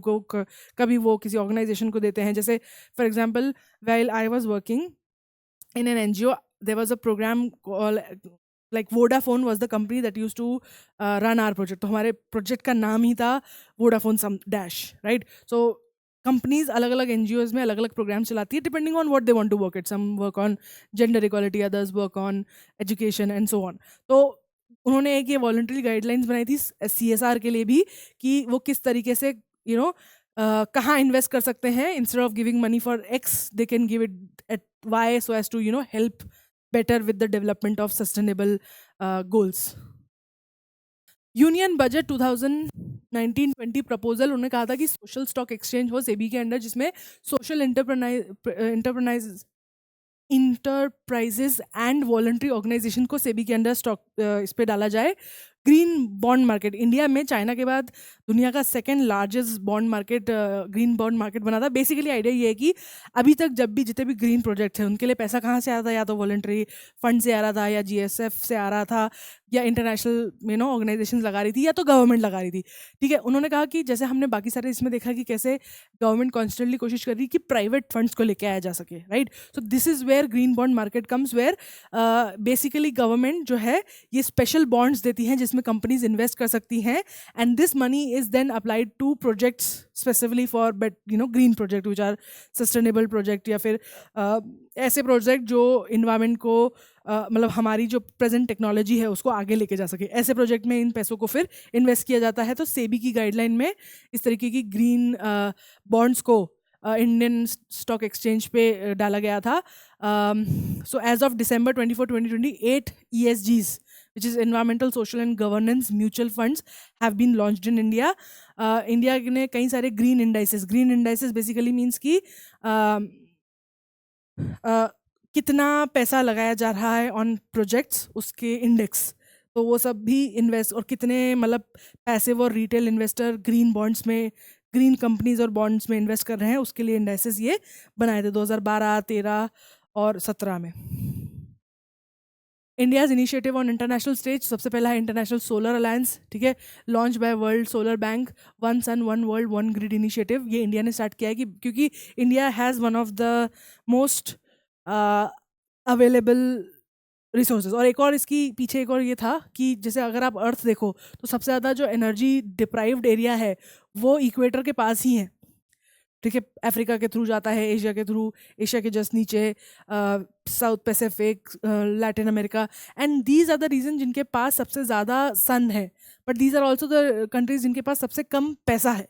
तो idea behind international solar alliance was not just sustainable energy resources but also हमारे पास एक नेचुरल रिसोर्सेज जो शायद यूरोपियन नॉर्डिक कंट्रीज़ के पास नहीं है, विच इज़ अवेलेबिलिटी ऑफ सन। तो उसको हार्नेस करना, this is like a double edge sword type of a thing.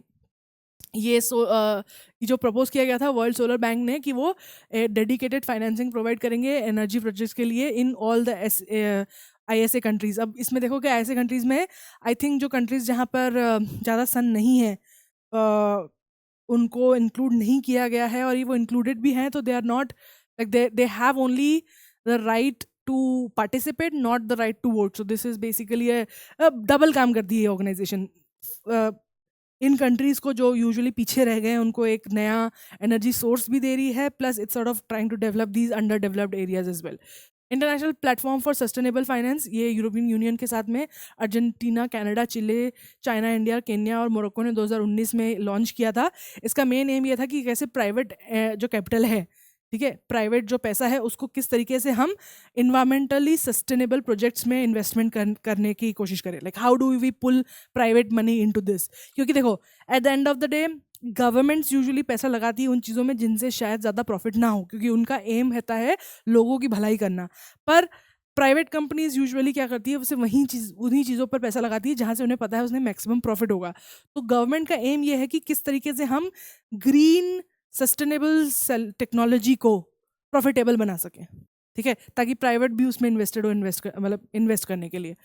Collision for disaster resilience infrastructure, ये 2019 में यूएन क्लाइमेट एक्शन समिट ने किया था। इसका मेन फंक्शन ये था कि मल्टी स्टेक होल्डर प्लेटफॉर्म बनाया जाए, ताकि वो जो basically led and manage by national governments मिलकर एक मल्टी स्टेक होल्डर प्लेटफॉर्म बनाए for exchanging knowledge and focusing on disaster resilient infrastructure. मतलब कि ऐसा इंफ्रास्ट्रक्चर बनाना जो, क्योंकि आपने देखा होगा this happens in Japan a lot, क्योंकि अर्थक्वेक आते हैं तो वहाँ पे they have developed this type of infrastructure of houses which kind of can take up a very significant amount of earthquake.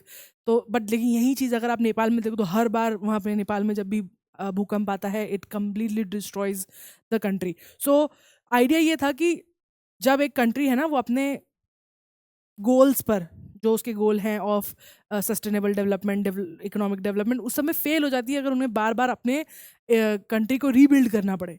ठीक है, तो किस तरीके से कंट्रीज मिलकर अगर कुछ ऐसा ऐसा डिजास्टर रेजिलेंट इंफ्रास्ट्रक्चर बनाए ताकि उन्हें बार बार उसमें पैसा ना लगाना पड़े और we can actually focus on other things. तो ये जो है पावर और ट्रांसपोर्ट सेक्टर में सबसे ज़्यादा इसकी ज़रूरत थी। As of December 2020 19 countries and 4 multilateral organizations have become member, co-chaired by India and UK. So um इसका यही है कि हर बार कोई डिज़ास्टर हो तो हमारा इंफ्रास्ट्रक्चर ना गिर जाए। और जैसे इसका एक बहुत अच्छा एग्जांपल है, जैसे अभी इंडिया ने ओमकारेश्वर में अपना ये सोलर पैनल लगाए थे नदी के ऊपर, and but then something happened and it completely like करोड़ों का नुकसान हो गया वहाँ पे। Now the problem is it's a great initiative by the government, but क्योंकि सस्टेनेबल नहीं, मतलब क्योंकि रिजिलेंट नहीं है, बाढ़ आ रही है, भूकंप आ रहा है तो टूट जा रहा है। तो ये इस पे फोकस किया जाए ताकि अगर एक बार 1,000 करोड़ रुपए इन्वेस्ट कर दिए हैं तो वो उसका लॉन्ग टाइम तक हमें फ़ायदा तो हो कम से कम। That was the focus. Is like at the end of the day it's still talking about environment only, but like यहाँ कान यहाँ से पकड़ो या यहाँ से पकड़ो, वो वाली बात होती है। ग्लोबल क्लाइमेट रिस्क इंडेक्स एक इंटरनेशनल इन्वायरमेंटल थिंक टैंक है, जर्मन वॉच, उन्होंने ये इंडेक्स निकाला था 2021 में। इसमें वो बेसिकली क्या करते हैं, जितने भी रीजन्स और कंट्रीज़ हैं दुनिया में उनको एक साथ लगे एक इंडेक्स बनाते हैं और समझने की कोशिश करते हैं कि वेदर रिलेटेड, क्लाइमेट रिलेटेड जो प्रॉब्लम्स आती है, रिलेटेड लॉस होते हैं जैसे स्टॉर्म्स, फ्लड्स, हीट वेव्स, इनसे कितना नुकसान कहाँ पे होता है, सबसे ज़्यादा रीजन को होता है। तो उन्होंने देखा कि मोजम्बिक, जिम्बाब्वे और बहामास जो है ये टॉप 3 रीजन है जहाँ पर वेदर से रिलेटेड सबसे ज़्यादा नुकसान होता है। ये नुकसान को कैलकुलेट कैसे करते हैं, in terms of fatalities and मतलब how many people died, and economic loss means how many houses were destroyed, how many roads were destroyed, businesses was economic loss देश का कितना हुआ टोटल। तो उन्होंने एक चीज़ और नोटिस करी कि जो ये 10 टॉप 10 जो कंट्रीज़ हैं जिनमें सबसे ज़्यादा इम्पैक्ट पड़ता है उसमें से 8 कंट्रीज़ या तो लो या फिर लो टू मिडिल इनकम की है, और 10 में से 5 कंट्रीज़ जो है वो लीस्ट डेवलप्ड कंट्रीज़ है, मतलब सबसे गरीब कंट्रीज़ है दुनिया की। को रिलेशन हुआ है यहाँ पे कि जो सबसे कम डेवलप्ड कंट्रीज़ है या गरीब कंट्रीज़ है वहीं पे सबसे ज़्यादा डिजास्टर हो रहा है, लेकिन ये कॉजेशन नहीं बोल सकते, हम ये नहीं बोल सकते। अब वी कांट से कि ये डिज़ास्टर इन कंट्रीज़ में हो रहा है इसलिए वो गरीब है, या क्योंकि वो गरीब है इसलिए ज़्यादा डिज़ास्टर हो रहा है, ये कहना थोड़ा सा मुश्किल है। तो there is correlation but there is causation is not fix, है ना। ये हमेशा इकोनॉमिक डाटा का एक लूप होल रहता है। तो हो सकता है कि आप बोल सकते हो कि क्योंकि इन कंट्रीज़ में वेदर बहुत ड्रास्टिक है इसलिए ये कंट्रीज़ ज़्यादा डेवलप नहीं हो पाई, क्योंकि बार बार उनकी इकोनॉमी ठप हो जाती थी for every time there was a disaster.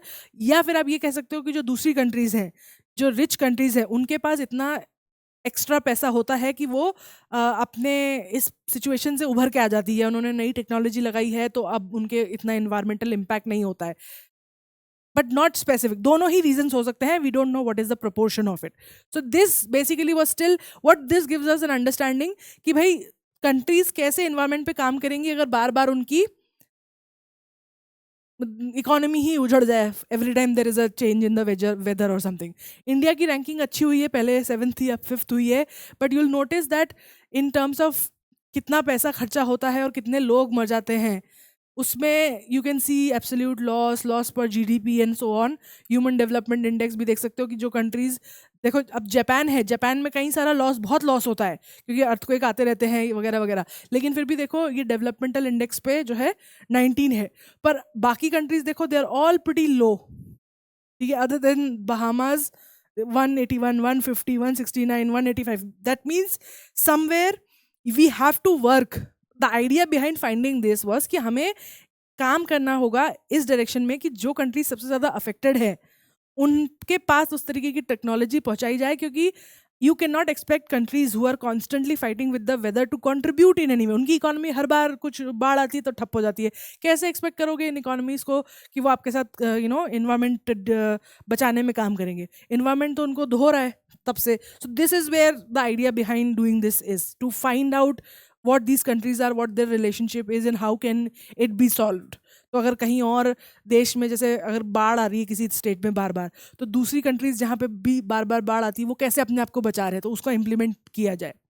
Next is Kigali amendment. ये एक लीगली बाइंडिंग अग्रीमेंट है कि किस तरीके से हम हाइड्रोफ्लोरोकार्बन्स जो है उसका प्रोडक्शन और यूज़ कम करेंगे. इसको 2019 में इन्फोर्स किया गया था. 65 कंट्रीज़ ने उस वक्त इनिशियली इसको रेटिफाई किया था.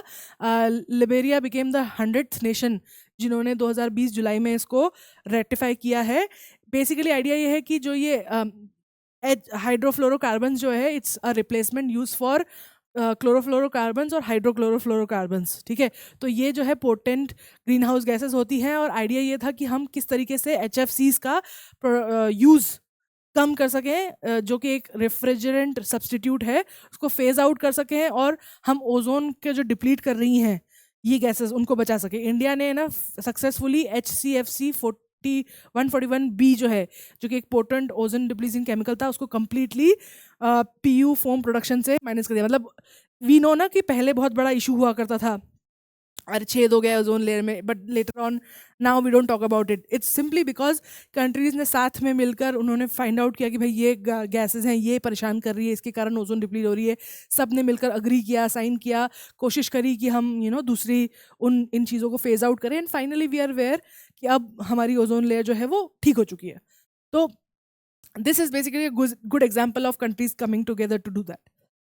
Intended nationally determined contribution. ठीक है, ये एक बेसिकली एक क्लाइमेट प्लेज है, और एक प्लेज है जो बता रहा है कि हर कंट्रीज प्लेज करेंगी कि भाई हम इतने समय में इतना प्रोडक्शन इस फलाना गैस का कम करेंगे, ग्रीन हाउस गैस का, और मतलब अंडर द UNFCCC. ये हर कंट्री ने जिसने भी पार्टिसिपेट किया था वॉर्सो COP19 में, उन लोगों ने साइन किया हुआ है. अगर आप पेरिस अग्रीमेंट में आते हो तो it becomes first nationally determined contribution. मतलब अगर आपको रेक्टिफाई करना हो पेरिस अग्रीमेंट, तो this is the first thing you do where you say कि भाई हम अपने इन जो गैसेज हैं ग्रीन हाउस गैसेज को उनको कम करेंगे. ये आपको डिक्लेयर करना पड़ता है. इंडिया ने 4.1% जो है वर्ल्ड का सारा ग्रीन हाउस गैसेज एमिशन होता था, और it became the 62nd country to ratify Paris climate accord in 2016. GreenCo rating system ये इंडिया का इनहेरेंट मतलब नेशनल सिस्टम है जो कॉन्फेडरेशन ऑफ इंडियन इंडस्ट्रीज ने डेवलप किया था. ये लोग जो है इंडिया की INDC को डॉक्यूमेंट को सबमिट करते थे. मतलब बेसिकली कौन है जो ग्रीन हाउस गैसेज निकालता है? Industries in India, right. So the Indian industries की जो ये ऑर्गेनाइजेशन है, ये बेसिकली एक तरीके से गवर्नमेंट और इनके साइड से they are the one who basically ratify कि हाँ भाई इतना प्रोडक्शन हो रहा है और हमें ये करना है ताकि आगे चल के ये प्रोडक्शन कम हो सके, जो भी green house gases industries produce कर रही है वो कम हो सके. Okay. Inter generational and intra generational equity. Inter generational मतलब क्या होती है? 2 जनरेशन के बीच में. इंट्रा जनरेशनल मतलब सेम जनरेशन के लोगों के बीच में. तो इंटर जनरेशनल इक्वालिटी मतलब क्या है कि ऐसा ना हो कि आज की जनरेशन सब कुछ खा जाए और अगली जनरेशन के लिए कुछ ना बचे. तो इसके लिए ज़रूरी है कि प्रेजेंट जनरेशन जो है वो रिसोर्सेज का इस तरीके से इस्तेमाल करें कि फ्यूचर जनरेशन के लिए कुछ बचे, उनके फ्यूचर जनरेशन को इक्वल अपॉर्चुनिटी मिले to enjoy nature. Where is intra generational equality मतलब क्या कि जो लोग हैं, जैसे अब मैं I am 30 years old, right? There is another 30-year-old person living in America. There's another 30-year-old person living in Philippines, right? There's a huge difference between 3 of us. right? And the idea is that the kind of impact that we can have on environment is different. Maybe I and a person living in US who's doing a good job may want to contribute, but a person living in country like a Philippines or Vietnam where उनका daily struggle इतना ज़्यादा है, expecting them to contribute would be very difficult. So the idea is कि this earth is not just mine or yours, it's everybody's. And the idea is that everyone should be given equal chance to participate in, enjoying the nature, whereas as well as, giving back to the nature in terms of, environmental sustainability. So wo hai promote inclusive development, social and environmental justice. Rio principle 6, it gives priority to special situation. Basically अब जैसा कि मैंने बताया कि कुछ countries rich है, कुछ countries poor है, ठीक है. कुछ कंट्रीज में पॉलिटिकल सिचुएशन अलग है इस तरीके की कि they can take such actions, कहीं पे पॉलिटिकल सिचुएशन बहुत ख़राब है. सो ऐसे में क्या होता है कि व्हाट रियो प्रिंसिपल 6 सेज कि हमें रिकॉग्नाइज करना है कि रिस्पॉन्सिबिलिटी सबकी है towards saving the environment, but duty सबकी इक्वल नहीं हो सकती. मतलब कि क्योंकि लोगों की इकोनॉमिक सिचुएशन अलग अलग है, इसलिए उनकी रिस्पॉन्सिबिलिटीज़ भी अलग अलग होनी चाहिए. Everyone is responsible but not equal, ठीक है. तो जितना इंडिया, यूएस, ब्रिटेन रिस्पॉन्सिबल है, उतना ही फिलीपींस, कंबोडिया, सूडान रिस्पॉन्सिबल है. लेकिन because these countries are not as rich, they should not be जैसे टैक्स, इसका एक बहुत अच्छा एग्जाम्पल है. आप जितनी भी रिग्रेसिव कंट्रीज देखोगे उसमें क्या होता है, अमीर लोगों को कम टैक्स दिया जाता है, गरीब लोगों पे ज़्यादा टैक्स लगाया जाता है, ठीक है. This basically is the equivalent of कि अगर आप उल्टा करो ना, मतलब इन्वायरमेंटल में भी ऐसे करो ना कि जो अमीर कंट्रीज हैं वो, क्योंकि उनके पास बहुत पैसा है, तो वो इंटरनेशनल लेवल पर उनको कोई सैंक्शन वैंक्शन का फर्क नहीं पड़ रहा है, तो उनकी जो मर्जी है वो कर रहे हैं, ठीक है. लेकिन जो गरीब कंट्रीज हैं वो अगर कुछ खाना चाहती है तो उनके ऊपर पेरिस अग्रीमेंट की सैंक्शन लगा देते हो. ये ना हो, इसके अगेंस्ट है कि भाई जो कंट्रीज ज़्यादा डेवलप्ड है उनका ज़्यादा कंट्रीब्यूशन होना चाहिए, जो कंट्रीज कम डेवलप्ड है उनका कम होना चाहिए. Seminar report on our common future, ये जो पब्लिश हुई थी सस्टेनेबल डेवलपमेंट में, इन्होंने बोला था कि इंटर जनरेशनल इक्विटी हो और this CBRF, common but different responsibility, इसका मेंशन इसमें भी किया गया था कि it is important to understand कि हम सबकी रिस्पॉन्सिबिलिटी है, लेकिन हम सब अपने अपने लेवल पे कंट्रीब्यूट करें in these agreements. Methanol economy. Methanol is a low carbon hydrogen carrier fuel जो प्रोड्यूस होता है जब high ash coal agriculture residue या थर्मल पावर प्लांट से CO2 प्रोड्यूस होता है तो उसके थ्रू निकलता है. मिथेनॉल इकोनॉमी इज बेसिकली एक नीति आयोग ने इनिशिएटिव किया है कि वो किस तरीके से क्रूड ऑयल का यूसेज कम कर सके, इंपोर्ट कम कर सके, इससे इंडिया को पैसा भी बचेगा और हमारा ग्रीन हाउस एमिशंस भी कम होगा. एम क्या है कि कोल रिजर्व्स और म्यूनिसिपल सॉलिड वेस्ट जो है, ठीक है, उसका इस्तेमाल किया जाए to convert them into methanol and establish करना मिथेनॉल प्रोडक्शन प्लांट्स. अगर हम गैसोलीन में 15% मिथेनॉल डाल दें तो एटलीस्ट 15% कम गैसोलीन या क्रूड ऑयल इंपोर्ट लगेंगे इंडिया को. Methanol blending can reduce green house gases by 20% in terms of particle matter, मतलब कि नाइट्रोजन ऑक्साइड और सल्फर ऑक्साइड के जो पार्टिकल्स हैं जो कि एयर पॉल्यूशन करते हैं वो कम हो जाएंगे इफ़ वी यूज दिस. मतलब 15% अगर आपने ये डाल दिया, मिक्स कर दिया, तो 20% तक रिडक्शन होता है पॉल्यूशन का. So this is something that has been initiated by NITI Aayog. Cost saving and impact. NITI Aayog का कहना है कि अगर मिथेनॉल इकोनॉमी होती है तो कम से कम 15% रिडक्शन होगा फ्यूल बिल में, ठीक है. और ब्लेंडिंग से क्या होगा, अगर हम मिथेनॉल और LPG को मिक्स कर देते तो इंडिया को एनुअली 76,000 करोड़ का पैसा बचेगा in terms of how much we use and import oil. India's progress in greenhouse gas emission. India's decoupling its economy from greenhouse gas emission. According to the second biennial update report submitted by UNFCCC 2018, India के emission intensity of उसकी GDP has reduced by 21% in 2014 compared to the levels of 2005. India's transition from BS4 to BS6 emission norms on April 2020 to ensure use of cleaner automobile fuel. Basically ये एक तरीके से progress बता रहा है कि India ने ग्रीन हाउस एमिशन को कर्ब करने में कहाँ तक कितनी प्रोग्रेस करी. तो एक उन्होंने बोला है कि जो डाटा निकाला था कि 21% कमी आई है as compare to from 2014 to 2018, making that उन्होंने बेस लेवल 2005 के लिए है. प्लस इंडिया में जो ये व्हीकल्स के होते हैं ना कि फेज आउट कर देते हैं पुरानी व्हीकल्स को, तो वो we have move from BS4 to BS6. इसमें कई सारी पुरानी व्हीकल्स को डीकमीशन कर दिया गया है. You can not use it any more, and that has really help to clean the environment, especially air pollution around the country a lot. So it has definitely worked. Emission trading basically क्या है? मान लो मैं एक country हूँ, आप एक country हो, ठीक है. आपको क्योटो प्रोटोकॉल के हिसाब से आपको बोला गया है कि आप 10K करोड़ लिमिट है आपकी एमिशन की, और मेरी है 12K, ठीक है, करोड़ ये लिमिट है. मैं इतना एमिशन कर सकती हूँ अकॉर्डिंग टू क्योटो प्रोटोकॉल. अब मान लो कि इस साल मेरा हुआ 10 की जगह 11 हो गया, थोड़ा एक ज़्यादा हो गया, और तुमने दूसरी कंट्री ने जो है 12 की जगह सिर्फ 11 ही किया. तो अब यहाँ पे इसके पास +1 है, यहाँ पे एक ज़्यादा है, ठीक है, तो और यहाँ पे एक कम है, सॉरी, राइट. अब क्या होता था यूजुअली अभी तक, इसने 12 की जगह 11 किया, इसको कोई प्रॉफिट नहीं मिलता था इस चीज़ का. प्लस ये कंपनी जिसने 10 से 11 कर दिया उसको नुकसान होता था, because if you are exceeding you have to pay a fine. What they did is, उन्होंने एक ऐसा सिस्टम निकाला कि ये जो इसके पास एक्स्ट्रा है ये इसको पैसे से बेच सकता है, ठीक है. So now what happened is, इसको फ़ायदा मिला क्योंकि इसने अगर कम करा इमिशन तो उसको उसका फ़ायदा होगा. तो this gives this company more incentive कि वो अपना एमिशन और कम करे. अगले साल एम करे 10 करने का, क्योंकि 10 होगा तो उसके पास 12 की लिमिट है, तो वो 2 किसी और को बेच सकता है, प्रॉफिट आएगा. दूसरा, ऐसी कंपनीज जिनके पास उस तरीके की फाइनेंशियल सिचुएशन नहीं है कि वो अपनी टेक्नोलॉजी को कुछ इस तरीके से अडाप्ट कर सके कि वो अपना एमिशन कम कर सके, क्योंकि कुछ चीज़ें जेन्युइनली कुछ कंपनीज इंडस्ट्रीज जेन्युइनली ज़्यादा एमिट करती है, तो उनका भी फायदा हो गया. They will not be fine, they can just purchase and equal, उनको जस्ट थोड़ा सा महंगा पड़ेगा. And that basically is what emission trading is. ये एक स्कीम थी, गुजरात में इंट्रोड्यूस हुई थी, इंडिया की first emission trading scheme. Countries के बीच में भी हुई थी.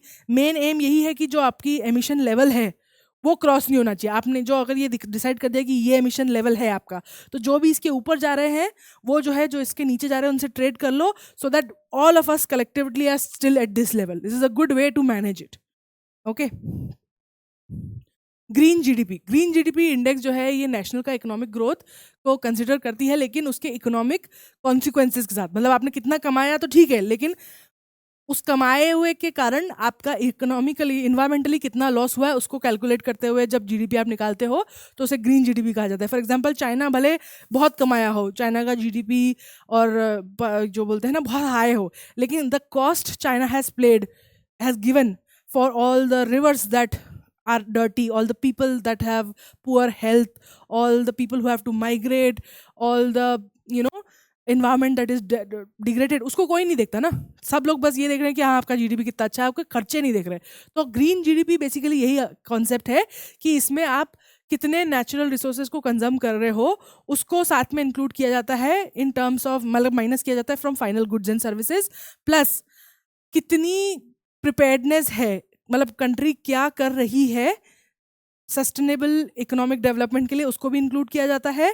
और सेंटर जो है इसको ग्रीन जीडीपी स्टेट्स के लिए भी कर सकता है. However, estimating green GDP is very challenging, बहुत मुश्किल होती है, बिकॉज क्वांटिफाई करना कि कितना डिप्लीशन हुआ है और इन्वायरमेंट का कितना डिग्रेडेशन हुआ है उसको पैसे में क्वांटिफाई करना बहुत मुश्किल है ना. क्योंकि ये चीज़ें, फॉर एग्जाम्पल नर्मदा का पानी है, अब वो पानी किस तरीके से आप, अगर हमने बहुत ज़्यादा वो पानी यूज़ कर दिया तो हाउ वुड यू कैलकुलेट कि मान लो हमने 100 करोड़ लीटर ज़्यादा यूज़ किया as compare to last year, how would you calculate it, what is the value of that water. उसको न्यूमेरिकली क्वांटिफाई करना थोड़ा डिफिकल्ट है, बिकॉज आप उसको कैसे क्वांटिफाई करोगे, जिस हिसाब से पानी बिकता है उस हिसाब से करोगे, या फिर कितनी उसकी वैल्यू है इन terms of resources in future उसके हिसाब से करोगे. तो ये क्वांटिफिकेशन थोड़ा डिफरेंट होता है, इसलिए एक्चुअल में ग्रीन जीडीपी कैलकुलेट करना is very difficult. Green tax is basically a tax which is levied on old vehicles who are polluting the environment. Basically idea ये है कि अगर आप कुछ ऐसा काम कर रहे हो जिससे कि पोल्यूशन होता है तो उस पर ज़्यादा टैक्स लगाया जाए। उसके दो फायदे होते हैं। एक फ़ायदा ये होता है कि अगर ज़्यादा टैक्स लगाया है मतलब कि जो प्रोडक्ट वो बना रहे हैं वो महंगा हो जाएगा। वो प्रोडक्ट महंगा हो जाएगा तो लोग उसको कम खरीदेंगे एंड उसके जगह मार्केट खुलेगा, दूसरे प्रोडक्ट उसमें एंटर होंगे क्योंकि देयर इज डिमांड। अब कोई चीज़ है वो आसानी से आपको मिल रही है पर अब वो महंगी हो गई क्योंकि उसको ग्रीन टैक्स देना पड़ रहा है। तो दूसरे लोगों जो है वो उस मार्केट में घुसने की कोशिश करेंगे by finding a better alternative to it. दूसरा जो ग्रीन टैक्स गवर्नमेंट कलेक्ट करती है then they can invest in it creating better technology. So फ़ायदा ऑन बोथ साइड। ये बेसिकली फ्यूल टाइप और व्हीकल यूजुअली ट्रांसपोर्ट व्हीकल्स के ऊपर use किया जाता है कि बेस्ड ऑन क्या फ्यूल यूज़ करते हैं, डीजल यूज़ कर रहे हैं कि पेट्रोल, और व्हीकल की कैटेगरी कैसी है, strong hybrid electric alternative fuel वगैरह किस तरीके की यूज़ कर रहे हैं। उसमें से कई बार अलग कुछ टाइप के व्हीकल्स को एग्जाम किया जाता है। फॉर एग्जांपल आप देखोगे this is something that is really, I have a friend, he has a very old car from his father and he is very sad because he can not take that car out क्योंकि वो 15 साल की हो चुकी है। Is a good condition but वो बहुत पुरानी हो चुकी है और उसको अब अलाउड नहीं है दिल्ली में निकालना। Where as so when ever we are driving and he sees truck, बहुत ओल्ड ट्रक है, पीछे से भै भै करके धुआं निकल रहा है एंड इज लाइक मेरी गाड़ी इतनी अच्छी चलती है, इतनी स्मूथ चलती है और ये, लेकिन इसको अलाउड है चलाना लेकिन मेरी गाड़ी निकालना अलाउड नहीं है, कैसा इंसाफ है and all of that. And which is understandable but the reason is कि कई सारे एरियाज़ में जैसे जो जो ऐसे व्हीकल है जिनके ऊपर लोगों की इनकम डिपेंडेंट है जैसे ट्रैक्टर्स और ट्रांसपोर्ट व्हीकल, उसमें if you put that same law थोड़ा सा डिफिकल्ट हो जाता है। इसलिए it's okay to put them on people using their vehicles for other things, but जिनका इकोनॉमी उस पर डिपेंडेंट है, जिस इंसान का रोजगार उस पर डिपेंडेंट है, उस पर ये अप्लाई नहीं होता है। इसलिए कई बार ट्रैक्टर्स और फार्मिंग व्हीकल्स और ट्रक्स वगैरह को अलाउड रहता है। Revenue collected from green tax is kept in separate account, ठीक है, और उसको यूजुअली पोल्यूशन टैकल करने में और दूसरी फैसिलिटीज़ के लिए इस्तेमाल किया जाता है। और जितना आप बेसिकली अगर जितना आप इफ़िशिएंट व्हीकल यूज़ करोगे, if you are using EV, if you are using hybrid, उतना कम आपको टैक्स देना पड़ेगा। Gross environmental product GEP, GP एक मेजर है जो कि बेसिकली इंडिकेट करता है कि एंथ्रोपोलॉजिकल प्रेशर, मतलब कि इंसान के होने का और हमारा जो एग्जिस्टेंस है, चाहे आर लिविंग, आर पॉपुलेशन या फिर the industrial activities that we do, all of that, उसका कितना प्रेशर पड़ता है on natural resources such as air, water, soil and forest, कि इन पर कितना इम्पैक्ट पड़ता है हमारी एक्टिविटीज़ का।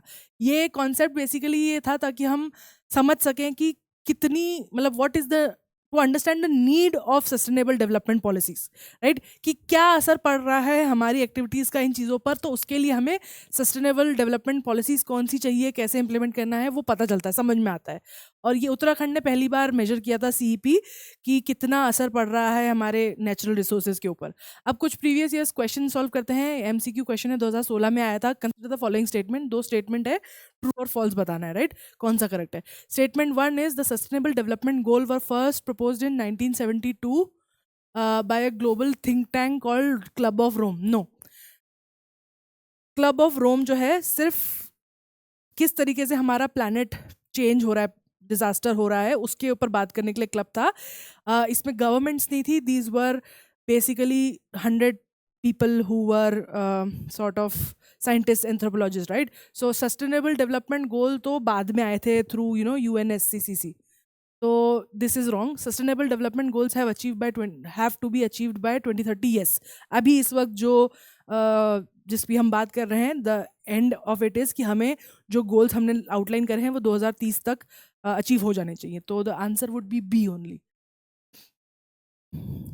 The term intended nationally determined contribution is sometimes seen in news in context of, 4 option दिए, 2016 का क्वेश्चन है। Intended nationally determined contribution क्या है? This is the contribution, basically एक pledge है जो कि हर कंट्री करती है कि भाई हम इतना जो हम कंट्रीब्यूट कर रहे हैं, मतलब जो हमारे इमिशंस वगैरह हो रहे हैं, वो कितना हम उसको कंट्रोल करने की कोशिश करेंगे, उसको उस पर हम अग्री करते हैं। जैसे ही हम when we get into Paris accord या whenever we sign some treaty, with respect to climate change and sustainable development. तो 4 ऑप्शन है, एक सेलेक्ट करना है. Pledge made by European countries to rehabilitate refugees in the war affected Middle East, no. Plan of action outlined by countries of the world to combat climate change, maybe. Capital contributed by countries to establish Asian Infrastructure Investment Bank, no. Plan of action outlined by countries of the world regarding sustainable development goals. तो D भी हो सकता है, B भी हो सकता है, लेकिन let's go again. Intended nationally determined contribution, ये किसकी बात कर रहा है? Your you know HCFs, greenhouse gases, right? तो this is not sustainable development but climate change. यहाँ पे देखो दोनों ही सही हो सकते थे बिकॉज प्रीटी मच सेम चीज, but we have to focus on कि ये किस चीज की बात कर रहा है.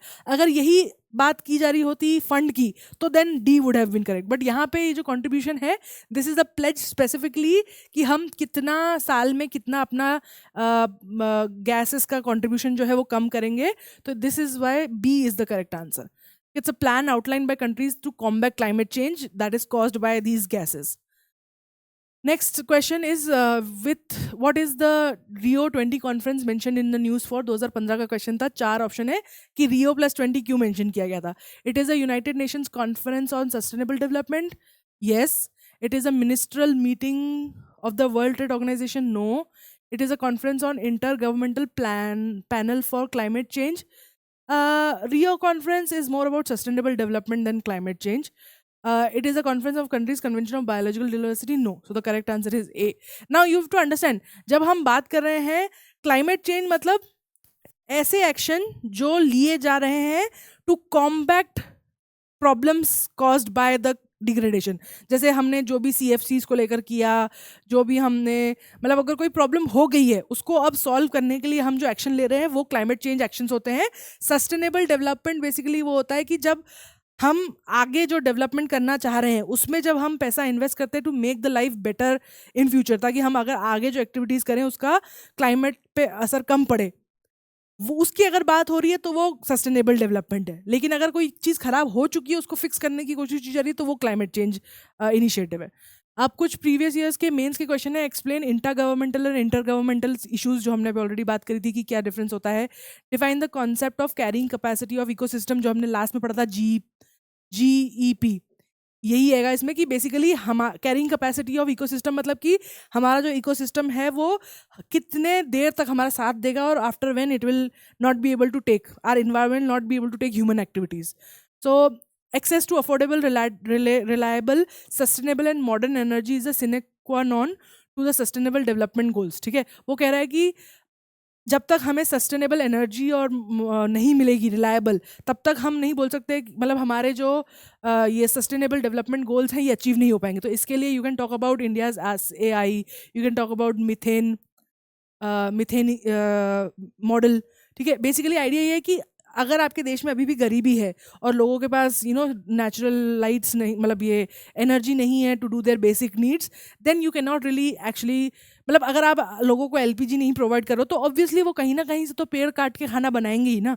अगर आप लोगों को if you are not giving them electricity they will have to do other things and they might be degradable to the environment. तो जब तक आप उनको affordable, reliable, sustainable energy source नहीं देते हो आप अपने सस्टेनेबल डेवलपमेंट गोल्स को अचीव नहीं कर पाओगे. And hence we do this. So this will be the answer. Should the pursuit of carbon credit and clean development mechanism be set up under UNFCCC be maintained even though there has been a massive slide in the value of carbon credit? Discuss with respect to India's energy section economic growth. Basically क्या हो रहा है कि जो credit carbon credit है उसके कुछ negative aspects हैं, कुछ पॉजिटिव एस्पेक्ट है. मतलब कि जो एक्टिविटीज़ कार्बन न्यूट्रल हो रही है उनके लिए तो बहुत अच्छा है, क्योंकि अब जो उनके पास दूसरा लेवल है वो बेच सकते हैं और प्रॉफिट कमा सकते हैं अपने अपने एमिशंस को लेकर. लेकिन जो ज़्यादा एमिट करती है, जो इंडस्ट्रीज़ बहुत ज़्यादा एमिट करती है कार्बन डाइऑक्साइड या GFGs, उनके साथ एक ये प्रॉब्लम है कि for them it becomes easy to not, they can just pay, they don't really have to do a massive changes. For example, the price of carbon footprint जो है वो बहुत कम हो गया. तो अब उससे क्या होता है, लॉबी करके इंडस्ट्रियलिस्ट क्या बोलेंगे कि इसकी प्राइस कम कर दो, we can just pay a little bit of fine but let us do what. It doesn't encourage people to actually find technology to reduce their carbon footprint. और ये इसीलिए ज़रूरी है कि जो लेवल है, जो प्राइस होता है कि कितना कार्बन एमिशन का प्राइस है, इसको इंटरनेशनल लेवल पे डिसाइड करना चाहिए, क्योंकि अगर कंट्री गवर्नमेंट डिसाइड करेगी तो बहुत प्रॉब्लम होती है, क्योंकि गवर्नमेंट कैन इजीली बी लॉबीड. तो उस बात को है कि भाई इसके पॉजिटिव्स और नेगेटिव्स क्या हैं. That was the answer to it. So this is all for today. If you have any question related to this topic, comment below and I will try to answer them whenever I can. I hope this series was interesting and helpful to you for your exam. Best of luck. Have a nice day. Bye.